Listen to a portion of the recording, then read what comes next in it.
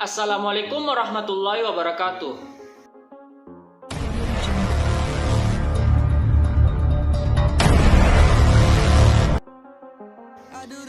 Yang terhormat Bapak Dr. Sultan SPD MPD selaku pembimbing 1, dan yang terhormat Bapak Dr. Usman SPD MPD selaku pembimbing 2, dan yang terhormat Bapak Dr. Muhammad Saleh SPD MPD selaku penguji 1, dan yang terhormat Ibu Dr. Hajra SSMPD selaku penguji 2.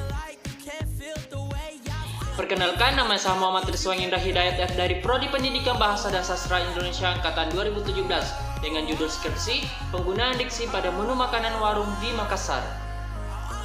Adapun rumus masalah dalam skripsi ini, yang pertama, bagaimana bentuk diksi yang digunakan pada daftar menu makanan warung di Makassar. Yang kedua, bagaimana makna diksi yang digunakan pada daftar menu makanan warung di Makassar. Yang ketiga, apa fungsi diksi dalam daftar menu makanan warung di Makassar. Hasil dan pembahasan. Hasil penelitian mengungkapkan bentuk diksi, makna diksi, dan fungsi diksi. Bentuk diksi yang digunakan pada menu makanan warung yaitu kata dasar, pengimbuhan atau afiksasi, reduplikasi atau kata ulang, dan pemajemukan atau komposisi. Kata dasar. Data yang ditemukan pada kata dasar terdapat 21 kata, diantaranya nasi dan ketupat. Pada data tersebut merupakan bentuk diksi kata dasar. Kata dasar adalah kata yang belum mengalami proses pengimbuhan atau belum diberikan awalan, akhiran, sisipan, atau penggabungan awalan dan akhiran. Hal ini didukung oleh Yosepin dan Prabowo 2017. Kata dasar merupakan kata yang belum mengalami pengimbuhan, kata yang belum diberikan awalan, akhiran, sisipan, dan penggabungan awalan akhiran, reduplikasi, dan pemajemukan. Pengimbuhan. Data yang ditemukan terdapat 4 kata berimbuhan, diantaranya kopi kenangan dan minuman. Pada data tersebut mengalami proses penambahan afiks. Kata kenangan dan minuman terbentuk dari kata dasar kenang dan minum, dan memperoleh afiksan sehingga menjadi kenangan dan minuman. Sufiks adalah kata yang ditambahkan di kanan atau di belakang kata dasar. Pengimbuhan atau afiksasi adalah proses pembentukan kata dengan menambahkan imbuhan pada kata dasar. Hal ini sesuai dengan pendapat Mustaqim 2014. Pengimbuhan adalah proses pembentukan kata dengan menambahkan imbuhan pada kata dasar. Reduplikasi. Terdapat 6 data reduplikasi, diantaranya gado-gado dan ayam bakar rica-rica. Jenis-jenis penggunaan kata ulang terdiri dari kata ulang bentuk seluruh, sebagian, bunyi, imbuhan, dan semu. Pada data tersebut merupakan bentuk diksi dalam proses reduplikasi semu atau kata ulang semu. Bentuk reduplikasi semu atau kata ulang semu ditunjukkan pada data melalui penamaan menu yaitu gado-gado dan rica-rica. Wujud kata ulang tersebut termasuk dalam reduplikasi morfologis dengan bentuk pengulangan semu. Artinya, kata tersebut menyerupai bentuk kata ulang tetapi tidak termasuk kata ulang karena tidak memiliki bentuk dasar. Reduplikasi semu sebagaimana dijelaskan oleh Mapsuto dan Nugraini 2020, kata ulang semu tidak termasuk kata ulang atau reduplikasi dan hanya berisi kata dasar. Pemajemukan. Terdapat 19 data dalam kata pemajemukan, diantaranya teh tarik dan nasi goreng. Pada data tersebut, teh tarik merupakan bentuk diksi dalam proses pemajemukan. Pada kata teh tarik dikategorikan ke dalam kata menjemuk karena kata tersebut merupakan 2 kata dasar sehingga menghasilkan kata menjemuk serta menyatakan pengertian tertentu. Teh tarik memiliki arti yaitu minuman khas Melayu yang terbuat dari campuran teh hitam, gula, dan susu. Dibuat dengan cara memindahkan campuran teh pada 2 gelas besar secara bergantian sehingga seperti ditarik. Pada data tersebut nasi goreng merupakan bentuk diksi dalam proses pemajemukan. Pada nasi goreng dikategorikan ke dalam kata menjemuk karena kata tersebut merupakan 2 kata dasar sehingga menghasilkan kata menjemuk serta menyatakan pengertian tertentu. Kata nasi goreng memiliki arti yaitu nasi yang diberi bumbu atau penyedap lalu digoreng. Hal ini sesuai dengan pendapat Ramlan dalam Aini 2014. Komposisi atau pemajemukan adalah penggabungan 2 kata yang menimbulkan suatu kata baru. Yang kedua, makna diksi pada daftar menu makanan. Adapun 9 jenis makna yang ditemukan pada penggunaan diksi dalam menu makanan warung di Makassar. Jenis makna yang ditemukan dapat dibedakan berdasarkan beberapa kriteria dan sudut pandang, yaitu yang pertama, berdasarkan jenis semantik. ditemukan makna leksikal dan makna gramatikal. Yang kedua, berdasarkan ada tidaknya referen pada sebuah kata atau leksem, ditemukan makna referensial. Yang ketiga, berdasarkan ada tidaknya nilai rasa pada sebuah kata atau leksem, ditemukan makna denotatif dan makna konotatif. Yang keempat, berdasarkan ketetapan maknanya ditemukan makna kata dan makna istilah atau makna umum dan makna khusus. Yang kelima, berdasarkan kriteria atau sudut pandang lain ditemukan makna asosiatif dan makna idiomatikal. Berdasarkan jenis semantiknya terdapat dua makna, yaitu makna leksikal dan makna gramatikal. Makna leksikal terdapat 27 data, salah satunya susu dengan kode data ML22MD. Pada data 22, susu merupakan kata yang bermakna leksikal. Kata susu memiliki arti yaitu bahan minuman berupa cairan atau bubuk. Kata susu memiliki referen atau acuan dan merupakan kata dasar yang belum mengalami proses gramatikal. Makna leksikal mengacu pada makna lambang kebahasaan yang masih bersifat dasar, belum mengalami konotasi dan hubungan gramatikal. Makna leksikal merupakan makna dasar yang memiliki referen atau acuan dan merujuk pada arti yang sebenarnya, serta belum mengalami proses afiksasi.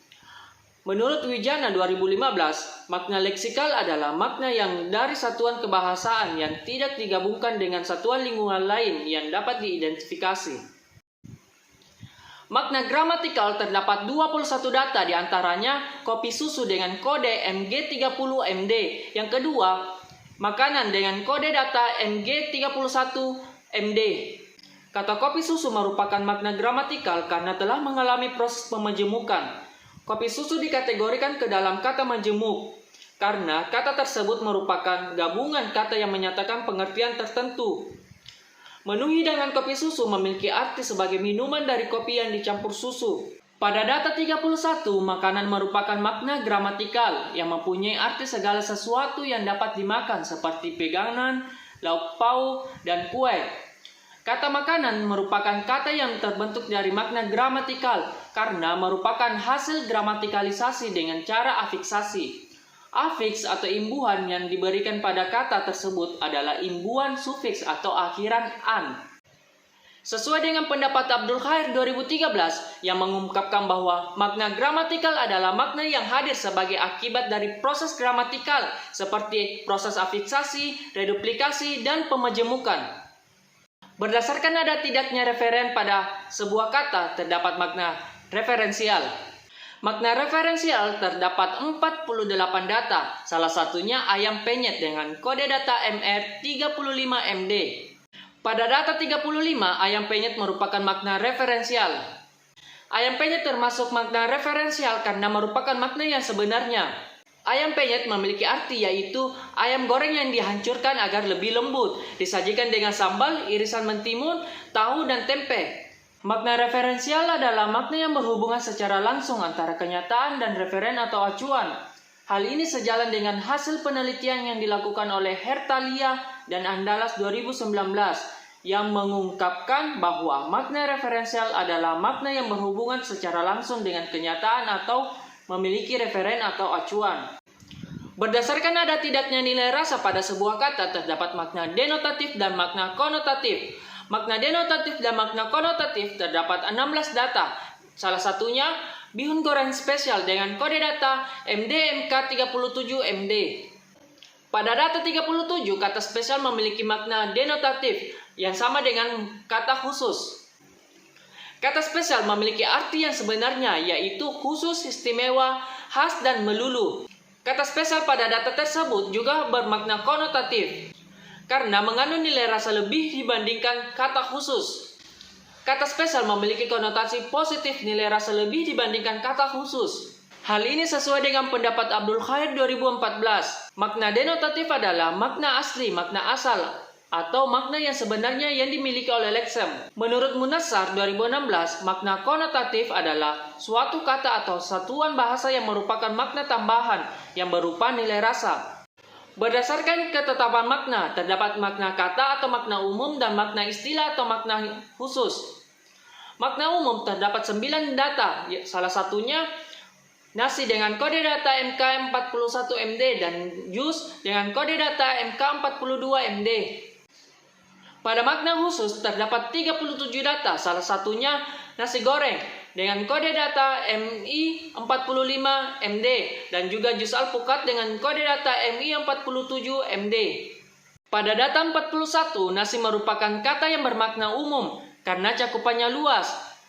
Sebab tidak menuliskan secara spesifik nasi apa yang dimaksud. Sedangkan bila dijabarkan memiliki makna yang lebih khusus menjadi nasi goreng sesuai dengan data 45. Pada data 42 terdapat kata jus. Kata jus bermakna umum dan cakupannya luas karena kata jus masih bisa dijabarkan menjadi jus alpukat berdasarkan data 47 sehingga bermakna khusus. Adapun kata jus memiliki arti yaitu minuman berupa sari buah. Hal ini sesuai dengan pendapat Terhardi 2009 yang mengungkapkan bahwa makna kata atau makna umum lazimnya dipahami sebagai kata yang memiliki lingkup makna yang jauh lebih luas dibandingkan dengan makna khusus. Sedangkan kata khusus merupakan jabaran atau perincian dari kata yang bersifat umum. Berdasarkan kriteria dan sudut pandang lain terdapat dua makna yaitu makna asosiatif dan makna idiomatikal. Makna asosiatif terdapat 12 data diantaranya bakso raksasa dengan kode data MA53MD. Pada data 53 yaitu bakso raksasa. Bakso raksasa adalah salah satu menu makanan yang terdapat pada warung makan yang berlokasi di Jalan Malengkeri. Nama-nama yang digunakan pada menu makanannya diambil dari bentuk makanannya. Bakso adalah makanan yang terbuat dari daging, udang, ikan yang dicincang halus, kemudian dilumatkan bersama tepung kanji serta putih telur. Biasanya dibentuk bulat. Raksasa adalah salah satu yang besar yang melebihi ukuran biasanya. Penamaan bakso raksasa karena ukuran baksonya sangat besar dari ukuran bakso pada umumnya. Jadi, nama bakso raksasa diasosiasikan sebagai perlambangan bakso yang memiliki ukuran besar. Menurut Kusumandari dan kawan-kawan 2019, makna asosiatif adalah kata yang melambangkan situasi, konsep, dan perilaku. Makna idiomatikal terdapat 16 data pada makna idiomatikal.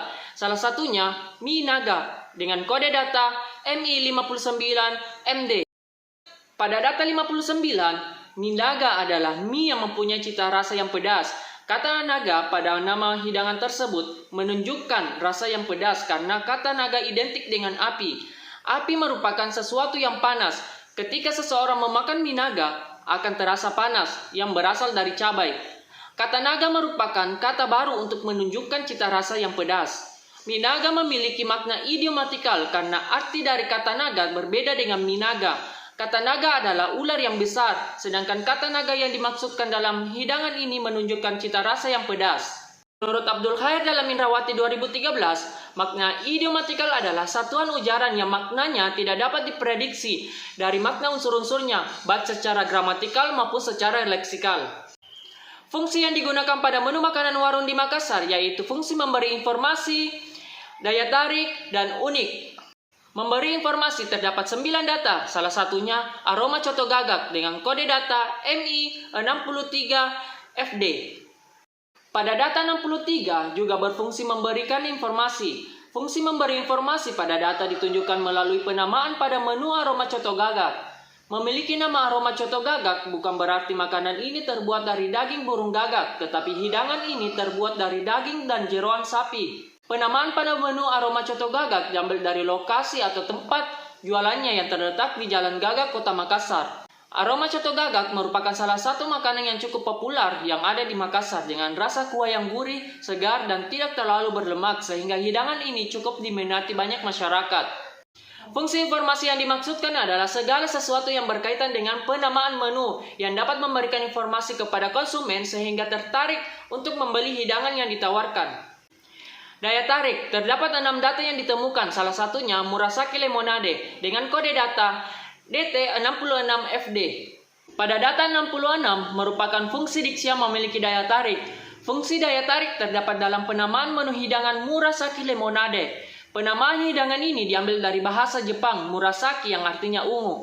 Hidangan ini terbuat dari buah lemon, soda, dan bunga telang. Selain penamaan yang menarik, hidangan ini juga akan berubah warna jika diaduk yang semula berwarna biru, jika diaduk akan berubah menjadi warna ungu. Hidangan ini bisa ditemui di Cafe Kopi Konijiwa yang berlokasi di Jalan Singa nomor 34, Makassar. Tempat ini menyusun tema seperti di Jepang dan juga banyak menyediakan spot foto yang estetis. Murasaki Lemonade merupakan salah satu menu yang banyak menarik perhatian para konsumen karena dari nama, tempat, dan juga perubahan warna pada hidangan tersebut. Daya tarik adalah kemampuan menarik atau memikat perhatian dan salah satu usaha yang dilakukan oleh penjual agar dapat memengaruhi konsumen untuk berkunjung ke tempatnya. Unik, data yang ditemukan terdapat 24 data, salah satunya donat tuli dengan kode data UN74FD. Pada data 74 merupakan fungsi diksi yang memiliki keunikan. Fungsi diksi yang unik terdapat dalam penamaan menu hidangan donat tuli. Sesuai dengan penamaannya, donat ini dibuat oleh para penyandang tuli dan donat ini sudah diakui serta telah menerima banyak penghargaan. Yang membuat hidangan ini menjadi unik adalah penamaan dan cara berkomunikasinya. Karena dalam pemesanan donat ini, pembeli akan berkomunikasi dengan bahasa isyarat melalui panduan bisindo yang terdapat di dinding warung. Bertujuan agar memudahkan pengunjung dalam berkomunikasi. Donat ini memiliki varian rasa yang unik dan enak serta memiliki harga yang murah. Mulai dengan harga 3.500 donat per bijinya. Lokasinya berada di Jalan Sunu nomor 88 Makassar. Fungsi penamaan yang unik berfungsi untuk menimbulkan rasa penasaran seseorang sehingga menarik perhatian untuk segera mencobanya.